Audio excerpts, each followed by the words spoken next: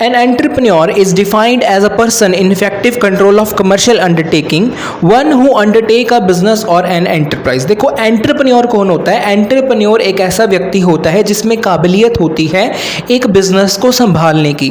एक बिजनेस में जो भी कमर्शियल गतिविधियां होंगी उनको संभालने की काबिलियत रखने वाले व्यक्ति को हम कहते हैं एंटरप्रेन्योर। ठीक है, entrepreneur is an innovative person. ये एक इनोवेटिव पर्सन होता है हु मैक्सिमाइज हिज प्रॉफिट, जो अपने प्रॉफिट को बढ़ाता है बाय फॉलोइंग न्यू स्ट्रेटजीज। ठीक है, नई स्ट्रेटजीज को अपनाकर अपने प्रॉफिट को क्या करता है? मैक्सिमाइज करता है।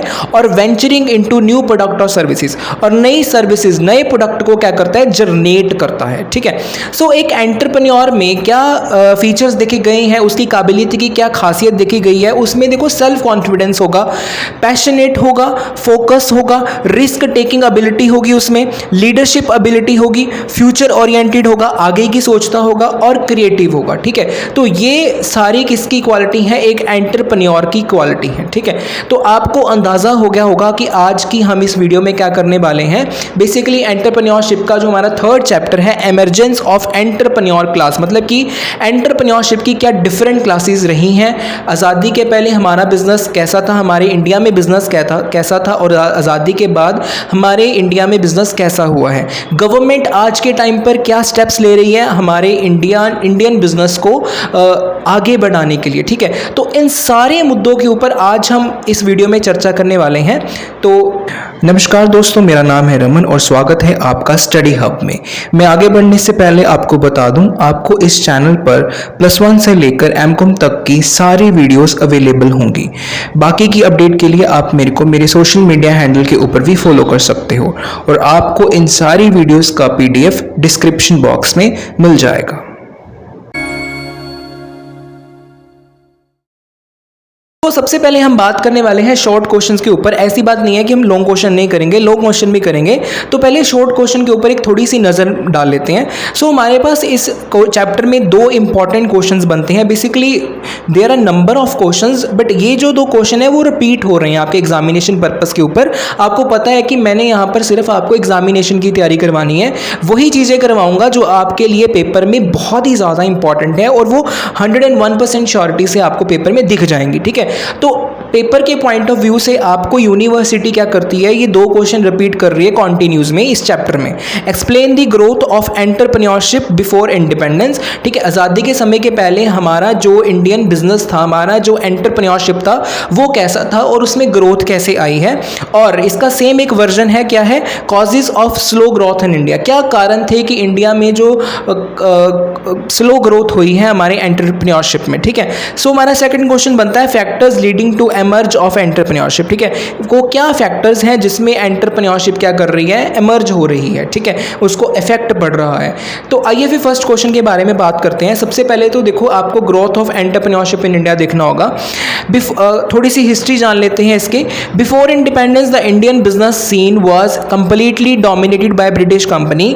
India had to be content with the scrap because manufacturing was close to all except for a handful of Indian business houses with financial resources and a working relationship between with the British companies। देखो, इस सारे paragraph में हमें ये समझ आया है कि जो आज़ादी के पहले था हमारा जो इंडियन बिजनेस था वो टोटली डोमिनेट था ब्रिटिश कंपनीज के द्वारा। मतलब ब्रिटिश कंपनीज ने हमारे इंडियन बिजनेस को क्या किया था?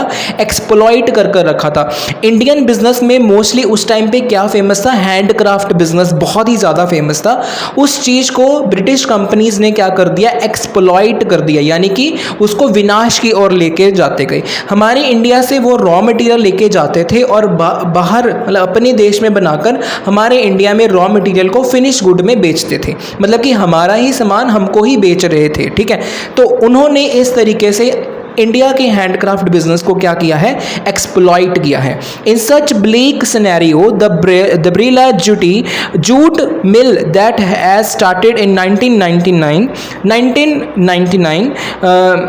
1919 marketed the entry in Birla family essentially traders into industrial manufacturing। ठीक है, ये एक ब्लीक सिनेरियो है जिसमें बताया गया है कि जूट जो है किस फैमिली के द्वारा की गई, बिरला फैमिली के द्वारा की गई, इसके बारे में आपको बताया गया है। It was only post world war second that the business opportunity in cement, steel and other infrastructure industry surfaced due to reconstruction after the war. ठीक है, वॉर के टाइम, सेकेंड वर्ल्ड वॉर के टाइम, ठीक है, जो है हमारा जो इंडिया आगे थोड़ा सा आया है, बिकॉज वर्ल्ड वॉर 2 के दौरान जो बहुत सारी क्या है बिजनेसेस, बहुत सारी मतलब कि डिस्ट्रॉय ज़्यादा हो गया था, तो इसीलिए सीमेंट, स्टील और अदर एंड इंफ्रास्ट्रक्चर का जो सामान होता है, ठीक है, उसमें क्या है इंडिया थोड़ा सा आगे आया है।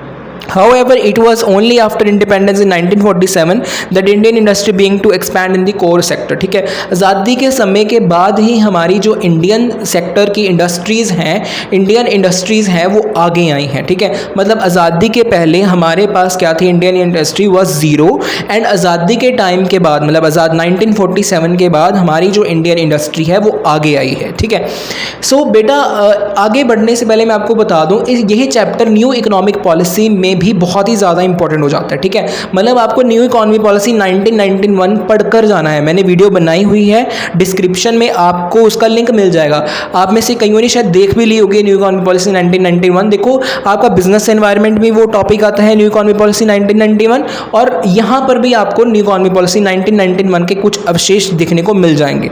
ठीक है, next we have reasons for slow growth of entrepreneurship in during British period. ठीक है, रीजंस क्या थे कि ब्रिटिश पीरियड के दौरान हमारा जो इंडियन बिजनेस था वो इतना ज़्यादा स्लो था। नॉट गिवन प्रॉपर प्रोटेक्शन, हमारे पास प्रॉपर प्रोटेक्शन नहीं थी, बिकॉज गवर्नमेंट किसके हाथों में थी, ब्रिटिशर्स के हाथों में थी गवर्नमेंट। ठीक है, तो हम प्रोटेक्शन ही किससे मांगे, जो हमारे कोई ख़राब करना चाहते हैं। ठीक है, नेक्स्ट है हमारे पास डिस्करेजमेंट बाय ब्रिटिश गवर्नमेंट। ठीक है, जो आगे बढ़ने की पुश होती है वो एक गवर्नमेंट ही देती है। जब गवर्नमेंट ही गलत हाथों में होगी तो हमें पुश कहाँ से मिलेगा। ठीक है, अगर हमें किसी से सहायता चाहिए, सहायता ही हम एक नेगेटिव चीज़ से जाकर लेंगे तो हमें वहाँ से नेगेटिविटी तो मिलेगी।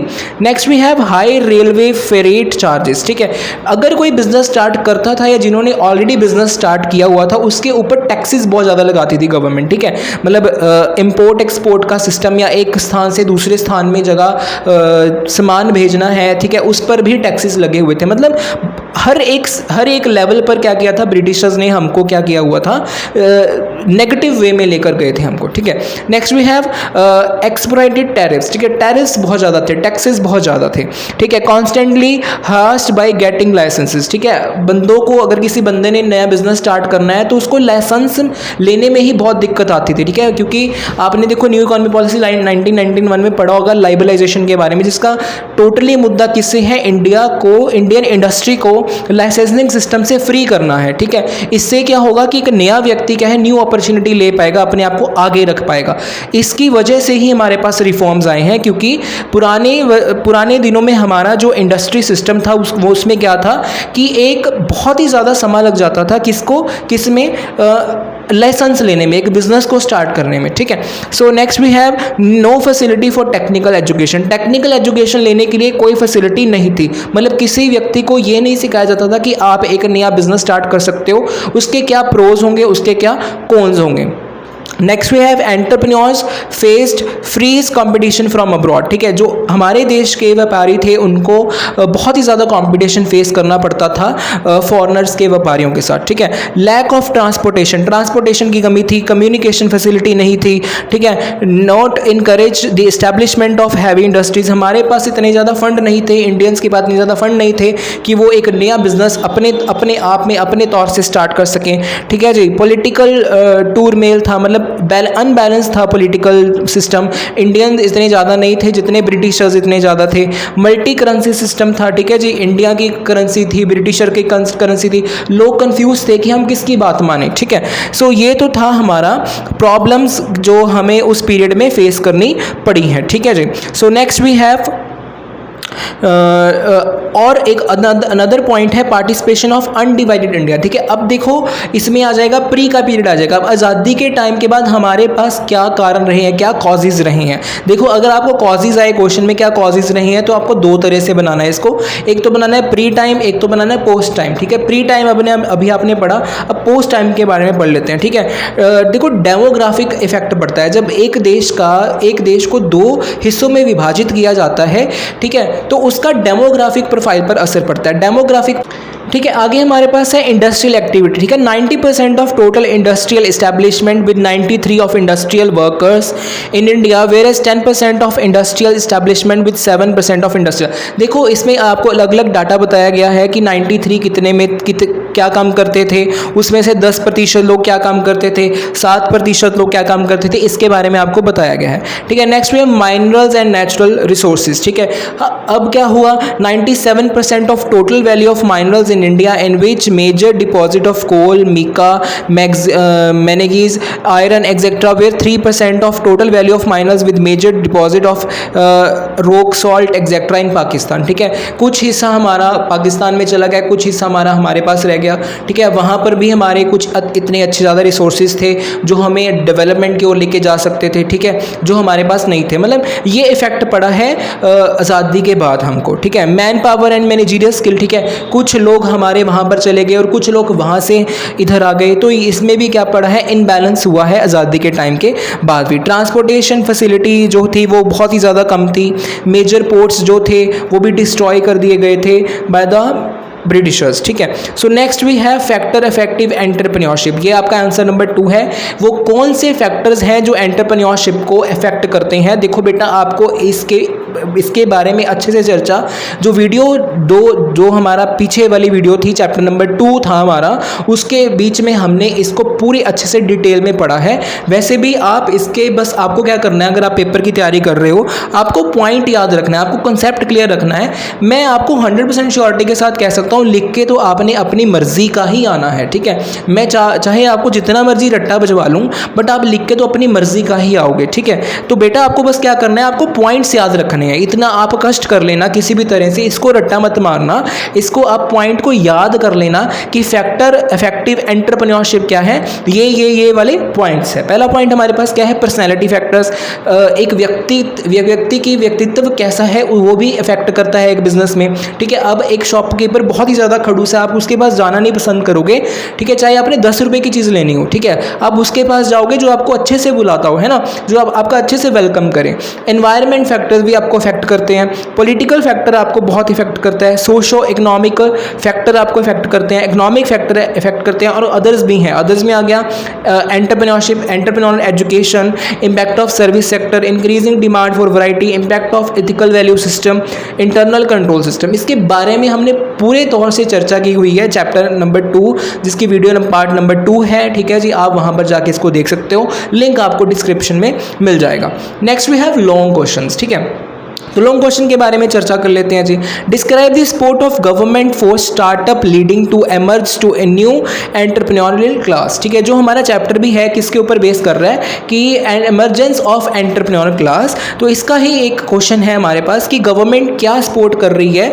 अगर किसी व्यक्ति ने नया बिजनेस, एक नया स्टार्टअप रखना हो, तो गवर्नमेंट क्या फंड देती है, क्या गवर्नमेंट हेल्प क्या करती है। ठीक है, सबसे पहले आपको अपने देश का जो एंटरप्रेन्योरशिप पिरामिड है, बेसिकली अपने देश में कौन कौन से हिस्से में क्या क्या होता है, ये आपको समझना होगा। ठीक है, देखो देयर आर 4 लेवल्स। ठीक है, लेवल नंबर 1 क्या है, जो मोस्ट इंपॉर्टेंट और मोस्ट इंपॉर्टेंट एस्पेक्ट है एंटरप्रेन्योरशिप का इंडिया में, क्या है, एग्रीकल्चर एंड अदर एक्टिविटीज। देखो हमारा जो देश है वो मोस्टली डिपेंड किसके ऊपर करता है, एग्रीकल्चर के ऊपर डिपेंड करता है। क्रॉप प्रोडक्शन हो गया, प्लांटेशन होगी, फॉरेस्ट्री हो गया, लाइफ स्टॉक हो गया। लाइफ स्टॉक में देखो क्या आते हैं, इसमें घोड़े आते हैं, याद रखना। फिशिंग हो गया, माइनिंग हो गया, एक्वायरिंग हो गया। ठीक है जी, ये लेवल नंबर 1 में आता है। लेवल नंबर 2 क्या है, ट्रेडिंग सर्विसेज हो गया, होलसेल, रिटेल, होटल्स, रेस्टोरेंट्स आता है इसमें। लेवल नंबर 3 क्या है, old economy, traditional sectors, manufacturing, heating, electricity, gas, water supply, इसमें ये सब आता है।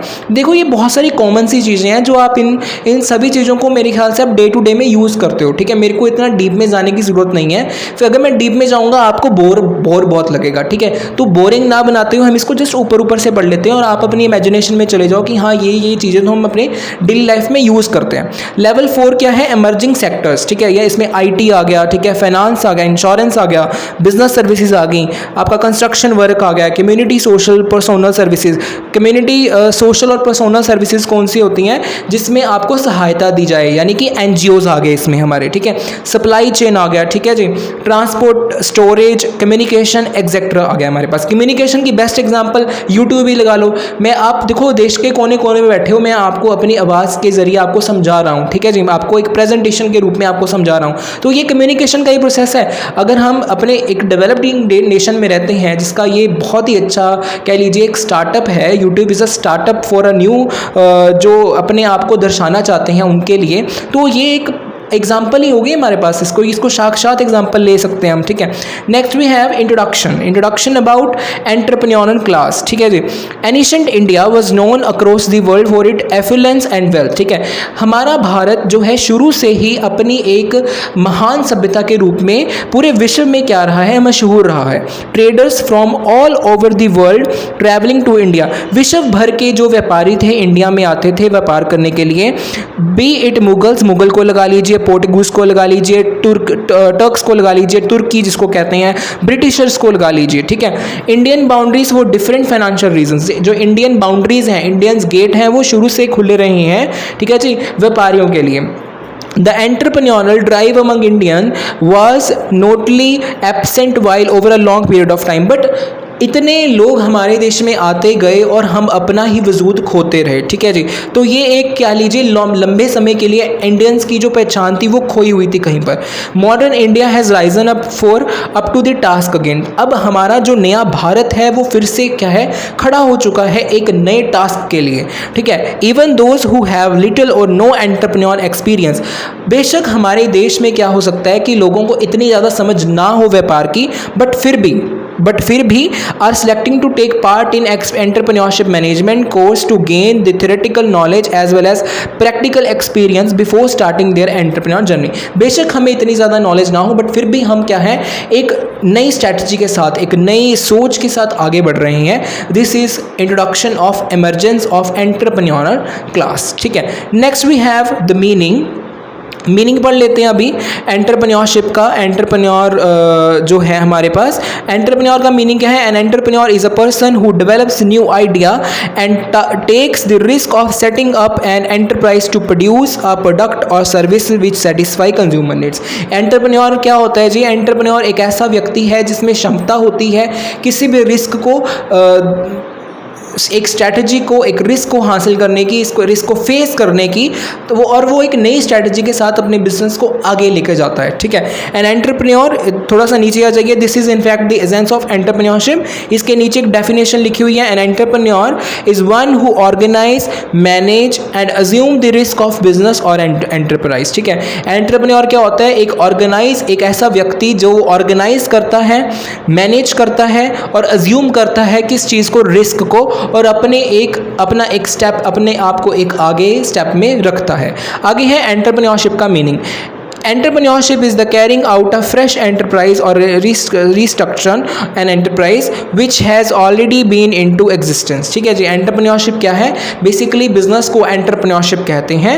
It is entirely different field involving unique personality traits on part of entrepreneur such as good communication skill, patience, forgiveness and many more qualities and traits which leads his personality for a higher and brighter side. देखो इसको मैं नहीं कहूँगा कि इसको आप exactly याद करें, अगर आपकी बुक में एक अच्छा सा मीनिंग दिया हुआ है आप उसको भी याद कर सकते हैं। ज़रूरी नहीं है कि आप सारी चीज़ों को चेपें, जहाँ से आपको ईजी लगता है वहाँ से आपको बेसिकली कर सकते हो। देखो एंटरप्रेन्योरशिप का आपने इतनी गंदी सी लैंग्वेज की, इसका बस मतलब यही था कि एंटरप्रेन्योरशिप क्या है? कि बिजनेस है जिसमें एंटरप्रेन्योर अपने आप को क्या करता है? अपनी पर्सनैलिटी के साथ ऐसे स्ट्रैटेजीज़ को लेता है जिस स्ट्रैटेजीज़ की वजह से वो क्या करता है? अपने आप को, अपने बिजनेस को आगे लेकर जाता है, ठीक है जी।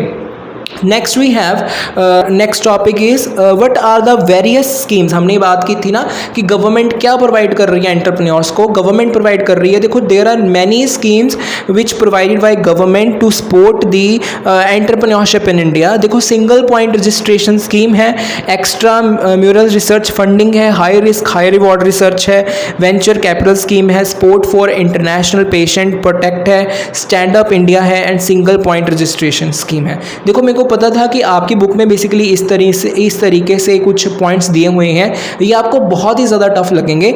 इसको ना करते हुए मैं आपको एक सजेशन देता हूं कि आप जो है इन पॉइंट्स को कीजिए। देखो आपको स्क्रीन पर शो हो रहा होगा, इन कोई भी 5 पॉइंट, 10 पॉइंट, 9 पॉइंट, 8 पॉइंट को आप लिख लीजिए। देखो आत्मनिर्भर भारत है, समृद्ध स्कीम है, ठीक है, स्टार्टअप इंडिया है, स्टार्टअप इंडिया इनिशिएटिव है, एस्पायर है, प्रधानमंत्री मुद्रा योजना है, ठीक है जी, ministry of skill development entrepreneurship है, अटल इनोवेशन मिशन है हमारे पास, ठीक है। Next we have new age innovation and entrepreneurship development centre है हमारे पास, ड्रोन शक्ति है। ड्रोन शक्ति की अभी अभी करंट अफेयर हुए थे हमारे जो प्रधानमंत्री है, मेरे को कमेंट बॉक्स में बताना कहाँ पर गए थे, वहाँ पर जाके उन्होंने 1000 ड्रोन्स को क्या किया है, उनका उद्घाटन किया है, मेरे को आप कमेंट बॉक्स में ज़रूर बताना, ठीक है जी। जीरो डिफेक्टिव जीरो इफेक्टिव है, सर्टिफिकेशन स्कीम है हमारे पास, ठीक है। तो ये तो थे हमारे पास बहुत सारी स्कीम्स जो गवर्नमेंट द्वारा की गई हैं, निर्धारित की गई हैं फॉर हेल्प ऑफ एंटरप्रेन्योर्स, ठीक है। देखो अब हम प्रधानमंत्री जी का क्या कर लेते हैं, ट्वीट भी देख लेते हैं। This challenge is for you if you have such a working product और if you feel you have vision and expertise to create such products. I urge all my friends in the tech community to participate. देखो इस तरह से क्या किया government ने, क्या किया गवर्नमेंट ने हमारे देश के लोगों को क्या किया, प्रोत्साहन किया है, उनको क्या किया है, अप्रिशिएट किया है, उनको एक मोटिवेशन दिया है कि वो अपने आप को आगे रख सकें। एक नई जनरेशन को उन्होंने क्या किया है, मोटिवेट किया है ताकि वो अपने आप को एक आगे रख सकें और नया बिजनेस स्टार्ट कर सकें नई सोच के साथ, ठीक है।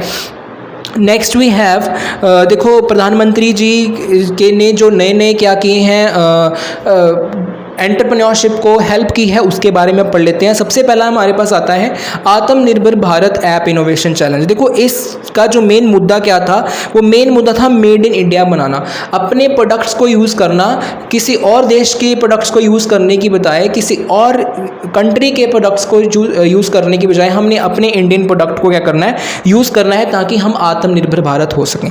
The 4th July 2020 has been quite a historic day for India startups and the year that the startup of India have got after the day because is the same day the Prime Minister of India Narendra Modi has announced the launch the Atmanirbhar Bharat app innovation challenge, ठीक है। जो 4 जुलाई 2020 था हमारे India में, उसको क्या कहा जाता है, हिस्टोरिक डे कहा जाता है बिकॉज इसी दिन हमारे प्रधानमंत्री जी ने एक ऐप का की थी, घोषणा की थी, जिसका मेन मुद्दा क्या था, आत्मनिर्भर भारत यानी कि made in India. PM Modi urged the startup of India to come together and develop made in India, ठीक है जी। पीएम जी ने, हमारे प्रधानमंत्री जी ने क्या किया था, लोगों को रिक्वेस्ट की थी कि वो क्या करें, स्टार्टअप को डेवलप करें और साथ में आए और एक चीज़ को आगे लेकर आए। वो चीज़ क्या थी, मेड इन इंडिया, चीज़ों को बनाना है, ठीक है जी। Next we have startup India initiative. देखो स्टार्टअप इंडिया इनिशिएटिव क्या है, गवर्नमेंट स्कीम है जो प्राइम मिनिस्टर ने लॉन्च किया था, ठीक है, 16 जनवरी को 2016। The idea is to increase wealth and employability by giving wings to entrepreneur spirits, ठीक है जी।